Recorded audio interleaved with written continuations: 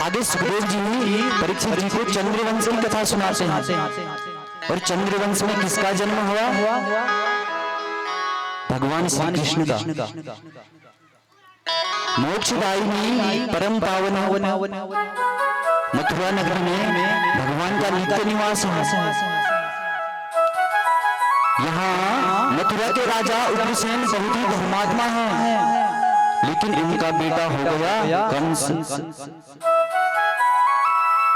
कंस का अर्थ है कि हिंसा जिसके स्वभाव में है, जिसको मार काट लड़ाई झगड़ा जिसे बेहद पसंद हो, उसे कंस कहते हैं। ये कंस इतना क्रूर प्रवृत्ति का था कि एक बार इसने अपने पिताजी को ही उठा करके जेल में पटक दिया और स्वयं राजगद्दी पर बैठ गया। अब एक बार इस कंस की दृष्टि अपने चाचा देवक महाराज जी की पुत्री देवकी पर पड़ती है। उसने देखा कि हमारी बहन सयानी हो गई है, चलो इसका विवाह किया जाए, संबंध किया जाए। तो वसुदेव जी महाराज के साथ कंस ने इनका संबंध तय कर दिया। अब गाजे बाजे के साथ धूमधाम से बारात लेकर वसुदेव जी आए और हर्ष उल्लास पूर्वक विवाह भी संपन्न किया। पर कंस ने जरा विचार किया कि आजकल हमारी कुछ छवि बिगड़ रही है, लोग हमें बड़ा क्रूर बड़ा निर्दयी समझ रहे हैं, तो चल करके कुछ नाटक किया जाए कि लोग मुझे दयालु समझने लगे। तो यहाँ इसने नाटक रचाया और अपनी बहन के विदाई समारोह में अपनी आंखों से आंसू टपकाने लगा और कहने लगा कि मैं अपने हाथों से अपनी बहन का रथ हाँकूंगा। अब प्रजा ये देख करके गदगद हो गई। प्रजा आपस में विचार करने लगी कि महाराज हम तो इसको ऐसे ही क्रूर समझ रहे थे, लेकिन ये तो हृदय के बड़े कोमल हैं। देखो अपनी बहन की विदाई में कितने भावुक हो रहे हैं। अब देवताओं ने देखा तो उनकी धड़कनें तेज हो गई कि ये तो कंस बड़ा नाटकी है, लेकिन प्रजा देखो कैसे इस पर आंख बंद करके विश्वास कर रही है। मुझे इसके ढोंग ने प्रजा पर अपना आज प्रभाव छोड़ ही दिया। और देवता लोग विचार करने लगे कि अगर लोग इन्हें सज्जन समझने लगे और अगर माँ देवकी इनके रहस्य को नहीं जान पाई, नहीं समझ पाई, तो देवकी के पुत्र देवकी नंदन इसको कैसे मारेंगे। सब देवता लोग आज विचार करने लगे। बोले इसलिए इसका असली चेहरा सबके सामने लाना आवश्यक है। इसलिए देवताओं ने उसी समय आकाशवाणी कर दी कि हे अबुद्ध कंस, हे अज्ञानी कंस, जिस बहन के विवाह में तू इतना भावुक हो रहा है, इसी देवकी का 8वां गर्भ तेरा काल बनेगा। जैसे ही कंस ने ये शब्द सुना तो एक पल में सारा प्रेम गायब हो गया। एक क्षण में कंस ने अपनी तलवार निकाली और देवकी माँ के केस पकड़कर खींचने लगा। सारी प्रजा समझ गई कि राम राम राम, ये तो सचमुच से बड़ा दुष्ट है। 1 मिनट में इसकी सारी क्रियाएं बदल गई। दुष्टों की प्रीति पानी की लकीरें होती हैं, एक तो होती है पत्थर की लकीर, लेकिन महापुरुष कहते हैं कि दुष्टों की संगति होती है पानी की लकीर, कब मिट जाए कुछ पता नहीं। अब जैसे ही कंस देवकी को मारने के लिए उद्यत हुआ तो वसुदेव जी ने दौड़ करके हाथ पकड़ लिया। वसुदेव जी इनके पति हैं और पति का अर्थ होता है जो अपनी पत्नी की हर प्रकार से रक्षा करे, वो पति होता है। तो हाथ पकड़कर महाराज वसुदेव जी ने भी आज विवेक से काम लिया। कंस को समझाया, महाराज चारों तरफ आज आपकी वीरता का डंका बज रहा है और ऐसे वीर होकर के आप अपनी बहन को मार रहे हो। बोले वीर पुरुषों को स्त्री जाति पर हाथ नहीं उठाना चाहिए। तुम कैसे वीर हो, और ये केवल स्त्री नहीं है बल्कि तुम्हारी बहन भी है। वसुदेव जी कह रहे हैं ऐसा तवानुजा बाला पुतना पुत्र को उपमा तुम नाहसी कल्याणी मिमां तुम दीन वत्सला। कंस ने कहा वो तो ठीक है वसुदेव, पर वो तो मेरे काल को जन्म देने वाली है, उसका मैं क्या करूं? तो वसुदेव जी समझा रहे हैं कि देखो कंस, जो मृत्यु है वो प्राणी की ऐसी सगी बहन है, वो प्राणी की सगी जुड़वा बहन है। जीव जब जन्म लेता है तो साथ में ही उसकी मृत्यु का भी जन्म हो जाता है। कब कहां कैसे मरना है ये सब सुनिश्चित है। अब वसुदेव जी ने यहाँ पर विवेक से काम लिया कि कुछ करना पड़ेगा, यहाँ पर देवकी के काल को टालने का प्रयत्न करो। तो तुरंत बोले कि अच्छा ठीक है कि अगर तुमको हे कंस इस देवकी के गर्भ से खतरा है तो मैं तुम्हें वादा करता हूँ, आपको वचन देता हूँ, इसके गर्भ से जितनी भी संतानें होगी मैं स्वयं आकर के तुमको सौंप दूंगा।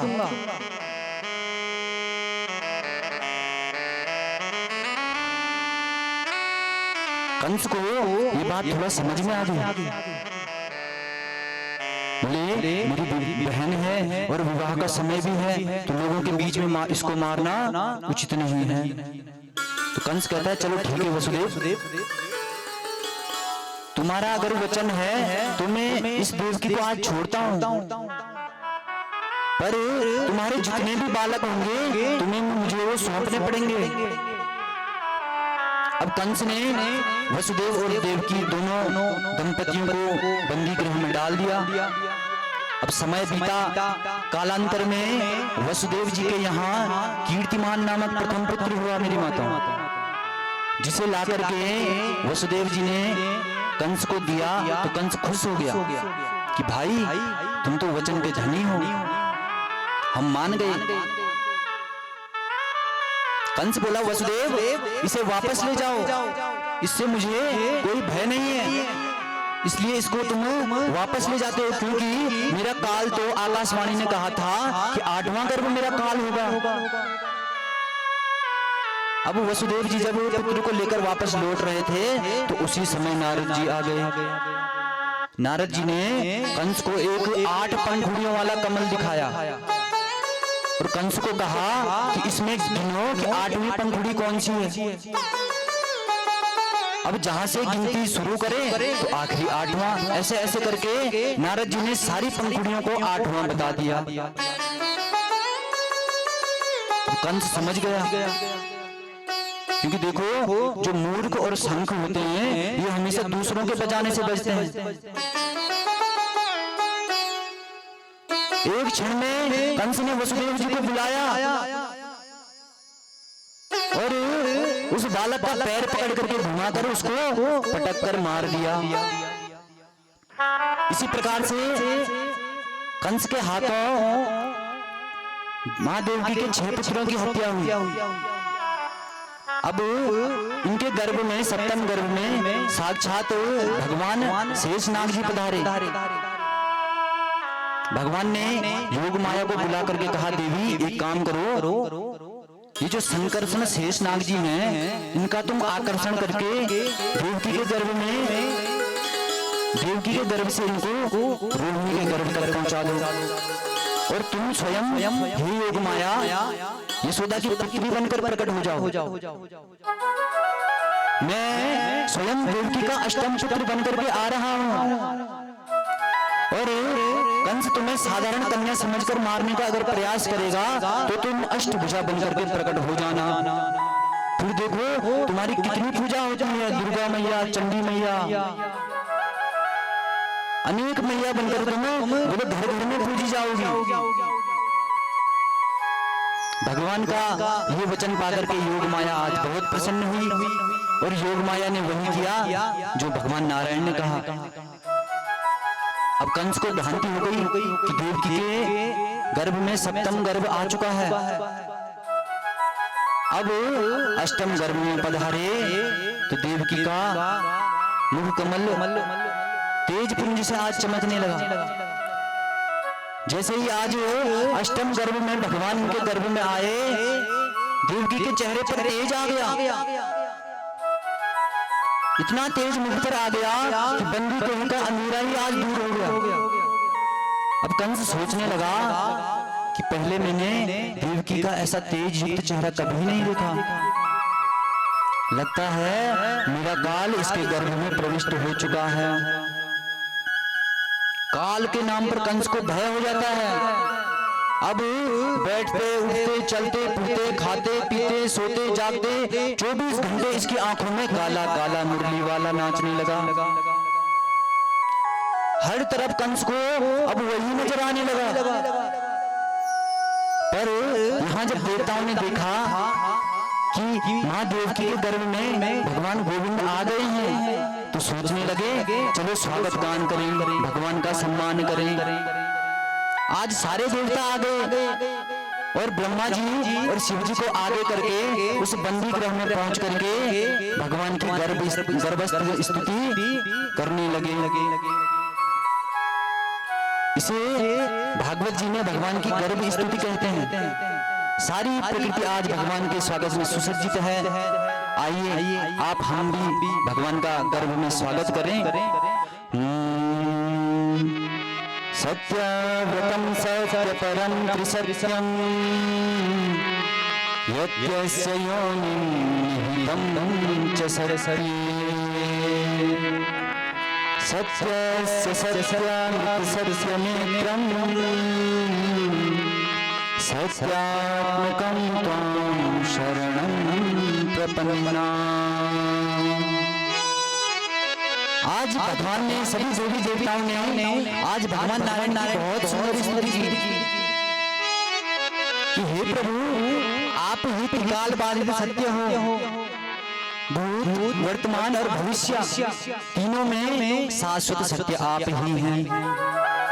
इसलिए हे सत्य स्वरूप परमात्मा, हम आपको बारंबार प्रणाम करते हैं।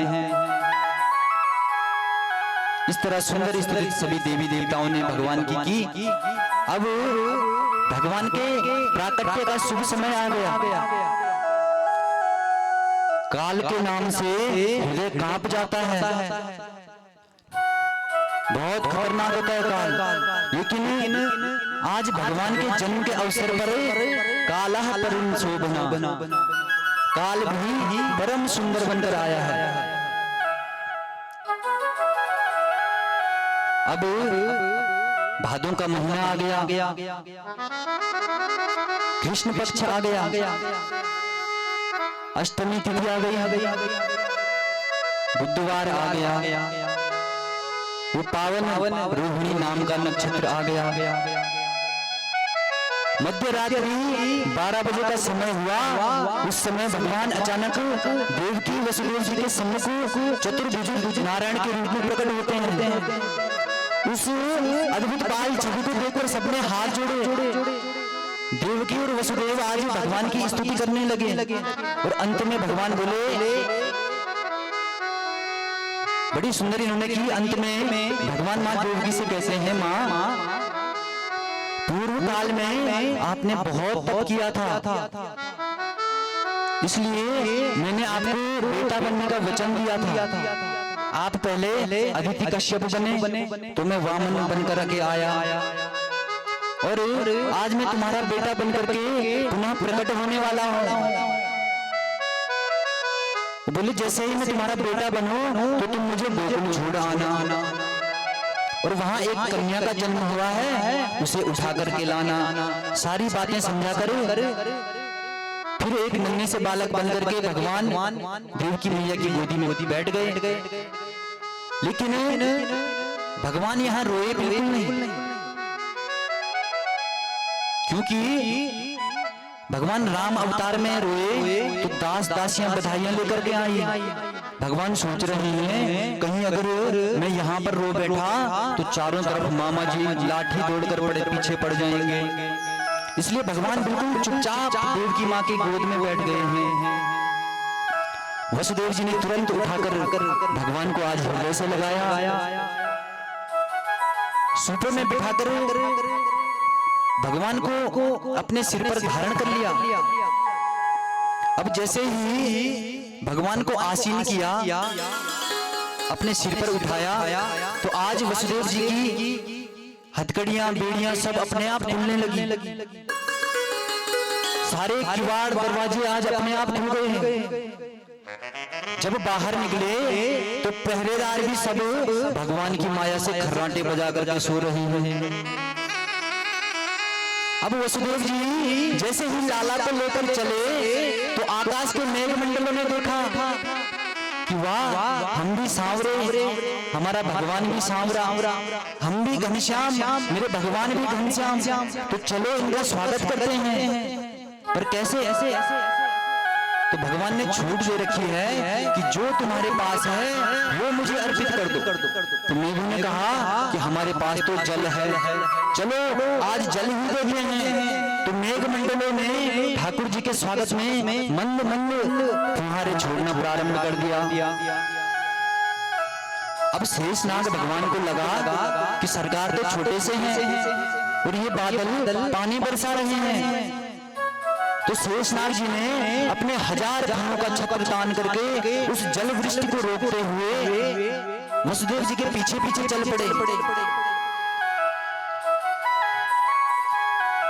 आज जैसे ही यमुना महारानी ने देखा कि मेरे प्राण धन, मेरे प्रियतम निकट आ रहे हैं, तो बिना पाद प्रक्षालन किए बोले मैं उसको जाने नहीं दूंगी। आज उमड़ घुमड़ करके यमुना जी का जल वसुदेव जी के कंठ तक आ गया। भगवान जान गए कि मां यमुना को चरण छूने की पड़ी है और पिताजी डूबे जा रहे हैं। वैसे ही भगवान ने अपना चरण कमल नीचे लटका दिया, उस टोकरी से बाहर लटका दिया। जैसे ही भगवान के चरण कमलों का स्पर्श मां यमुना जी के जल से हुआ तो पाद प्रक्षालन करके यमुना मैया वसुदेव जी के घुटने के बराबर हो गई। इस प्रकार से यमुना जी पार करके वसुदेव जी भगवान को लेकर के नंद भवन में प्रविष्ट हुए। अब नंद भवन में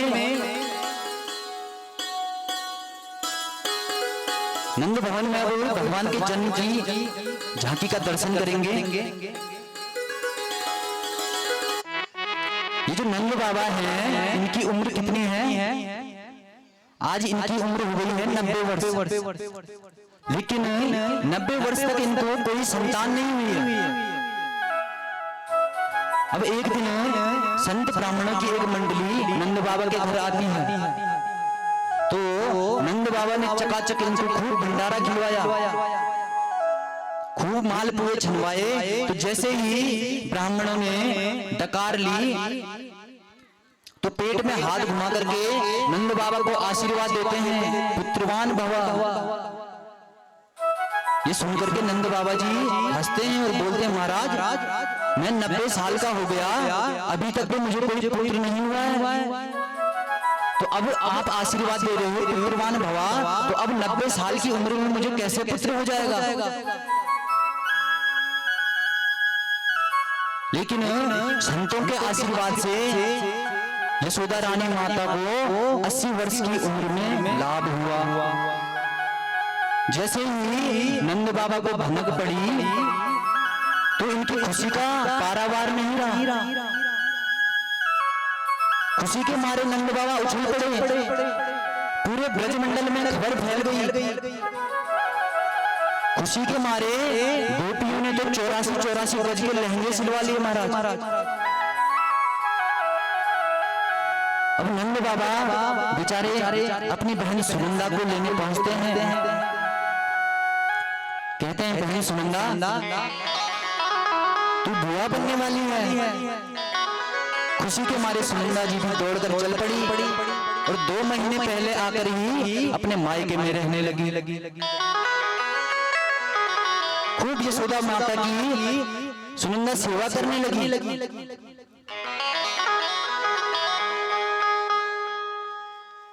लेकिन आज कौन आया कौन गया कुछ पता नहीं, किसी को भनक तक नहीं लगी, क्योंकि भगवान की योग माया से सब अभी तक खर्राटे बजा के सो रहे हैं। अब जैसे ही सुनंदा जी की नींद खुलती है तो सुनंदा जी ने देखा कि ये घर के दरवाजे आज कैसे खुले पड़े हैं, और यशोदा भाभी तो गहरी नींद में सोई हुई है, उन्हें कोई होश नहीं है। लेकिन प्रवेश किया तो अंदर भाभी जी के कक्ष में इन्होंने देखा एक सुंदर सा बालक माँ यशोदा के बगल में बैठा हुआ है।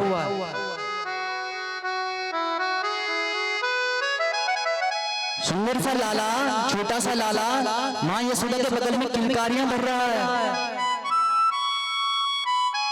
सुनंदा दौड़कर चिल्लाते हुए भागी, खुशी के मारे उछल पड़ी, तुरंत नंद बाबा को बुला करके लाई।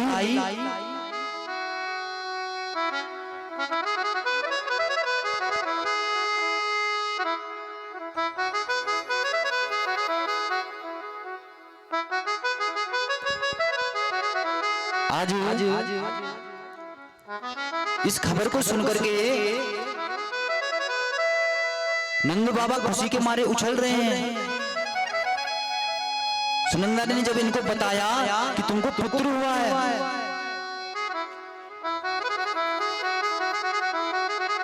तो नंद बाबा खुशी से उछल गए। उपनंद बोले भैया अब तो उत्सव मनाना पड़ेगा, आज बड़ा उत्सव नंद जी के भवन में हो रहा है। खूब दूध दही की यहाँ पर आज बरसात हो रही है, आइए आप हम भी जरा नंद भवन में भगवान की इस दिव्य प्राकट्य लीला का आनंद लेंगे।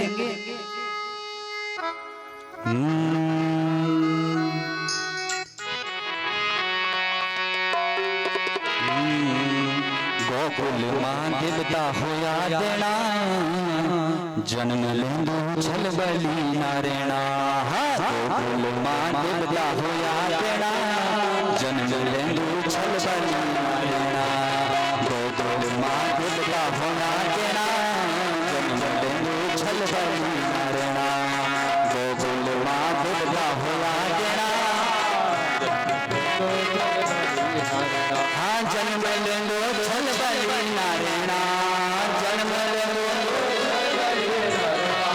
जन्म लेंदो छल बली नारेणा। जन्म लेंदो गोकुल मां देवता होया देना, जन्म लेंदो द्वारिका नारेणा। गोकुल मां देना, जन्म लेंदो द्वारिका नारेणा। ओ नंद बाबा को मोन जाई, यशोदा बुला जाई। नंद बाबा को भाव से तालियां बजाते मेरी माता, दोनों हाथ ऊपर करेंगे। हाँ नंद बाबा को मोन जाई, यशोदा बुला जाई। नंद बाबा को जाई, यशोदा बुला जाई। अरे नंद बाबा को मोन जाई, यशोदा को प्यार जाई। नंद बाबा को जाई, यशोदा को भाव से प्रेम से दोनों हाथ ऊपर की तालियां बजाएंगे मेरी माता।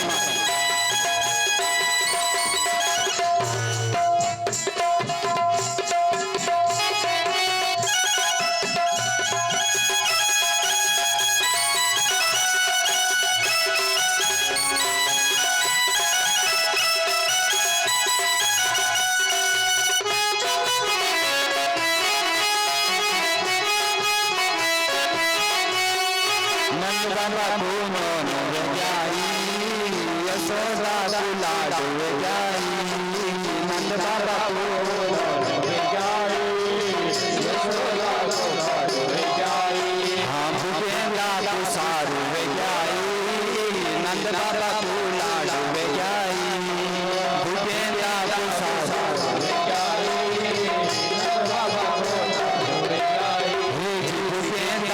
सारू वे जाई, नंद बाबा तू नोनो वे जाई।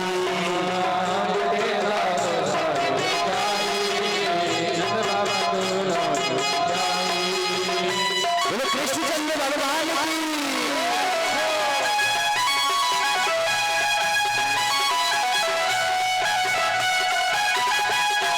प्रेम से घूमते हुए माताओं भाव से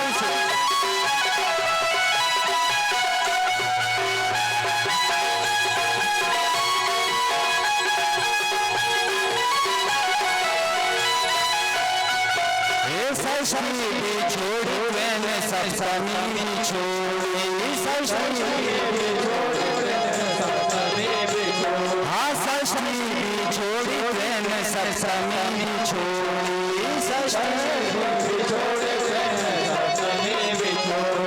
अष्टमी अष्टमी की राधा कन्हैया तेरे जन्म वे कन्हैया, अष्टमी की राधा कन्हैया तेरे जन्म वे कन्हैया। नंद बाबा तू नोनो वे जाई, यशोदा तू लाडू वे जाई,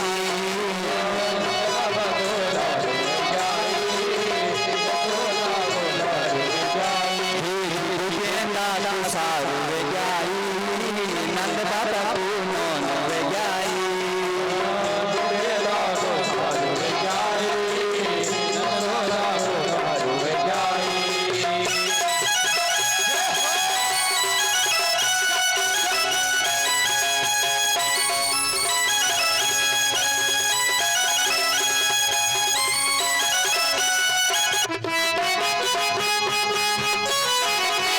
बोलो कृष्णचंद्र भगवान की।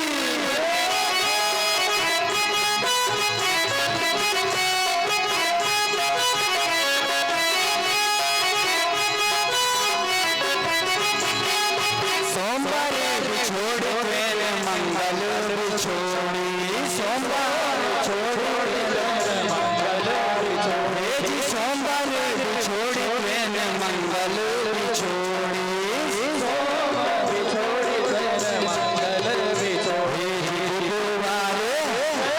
बुधवार राधा कन्हैया तेरे जन्म वे कन्हैया, बुधवार राधा कन्हैया तेरे जन्म वे कन्हैया। हाँ नंद बाबा तू नोनो वे जाई, यशोदा तू लाडू वे जाई, नंद बाबा तू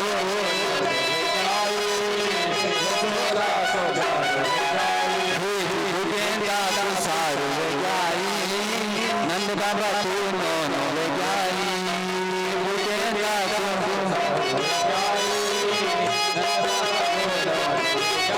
हाँ नंद बाबा तू नोनो वे जाई, यशोदा तू प्यारू वे जाई।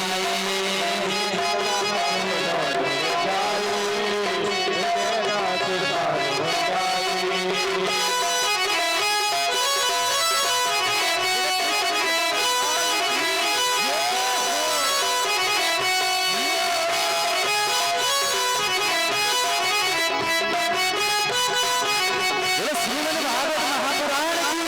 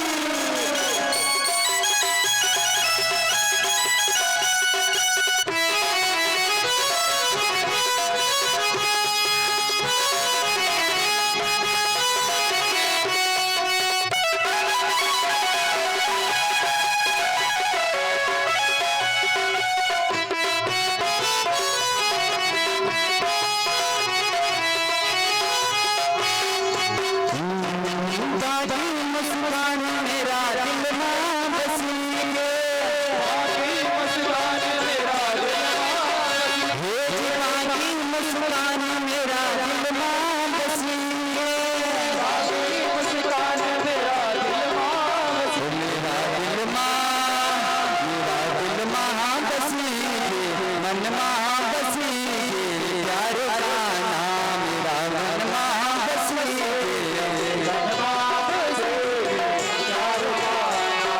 प्यार का नाम, मेरे प्यार का नाम,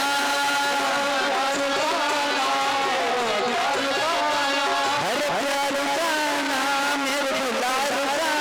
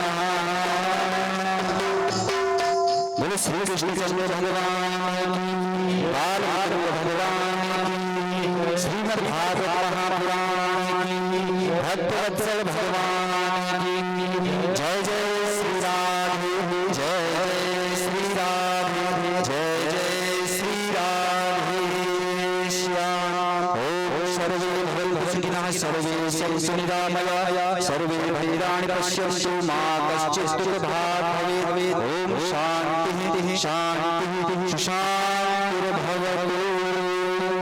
आप सभी को भगवान कृष्ण के प्राकट्य दिवस पर बहुत बहुत बधाइयाँ। भगवान आपके सभी के मनोरथ को पूर्ण करे। धन्यवाद।